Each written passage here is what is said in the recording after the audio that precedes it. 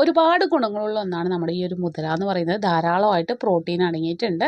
അതുപോലെ ഉഷ്ണ സ്വഭാവം ഉള്ളതുകൊണ്ട് ഈ ഒരു മഴക്കാലത്ത് കഴിക്കാൻ ഏറ്റവും ബെസ്റ്റാണ്.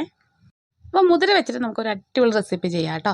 അപ്പോൾ ആദ്യം തന്നെ ഒരു കപ്പ് മുതിര ഞാൻ നന്നായിട്ട് കഴുകിയെടുത്തതിന് ശേഷം ഒരു ചീനച്ചട്ടിയിലേക്ക് ഇട്ടിട്ട് വറുത്തെടുത്ത് മാറ്റി വയ്ക്കുന്നുണ്ട്.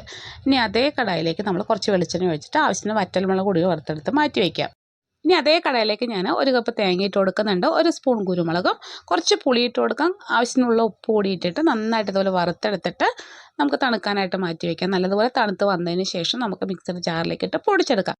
അപ്പോൾ നമ്മളിത് പൊടിച്ചെടുക്കാനായിട്ട് മിക്സിയുടെ വലിയ ജാറിലേക്കാണ് ഇട്ട് കൊടുത്തിട്ടുള്ളത്. അപ്പോൾ മുഴുവനായിട്ട് ഇട്ട് കൊടുത്തിട്ടുണ്ടെങ്കിൽ നമുക്ക് ആവശ്യത്തിന് കായപ്പൊടി കൂടി ഇട്ടിട്ട് നന്നായിട്ടൊന്ന് പൊടിച്ചെടുക്കാം. നല്ല ഈസി ആയിട്ട് ഉണ്ടാക്കിയെടുക്കാൻ പറ്റിയ മുതിര കൊണ്ടുള്ള ഒരു ചട്നിപ്പൊടി റെസിപ്പിയാണ് കേട്ടോ. നമുക്കിത് ചൂടാറിയതിന് ശേഷം ഒരു ബോട്ടിലാക്കിയിട്ട് സൂക്ഷിക്കാം. ഇഡ്ഡലിയോ ദോശയോ ചോറോ എന്തിൻ്റെ ഒപ്പം അടിപൊളി ടേസ്റ്റാണ്. അപ്പോൾ എല്ലാവരും ഒന്ന് ട്രൈ ചെയ്ത് നോക്കിയിട്ട് ഫീഡ്ബാക്ക് അറിയിക്കാൻ മറക്കരുത്. ഇഷ്ടമാണെങ്കിൽ ഒന്ന് ലൈക്ക് ചെയ്യണേ.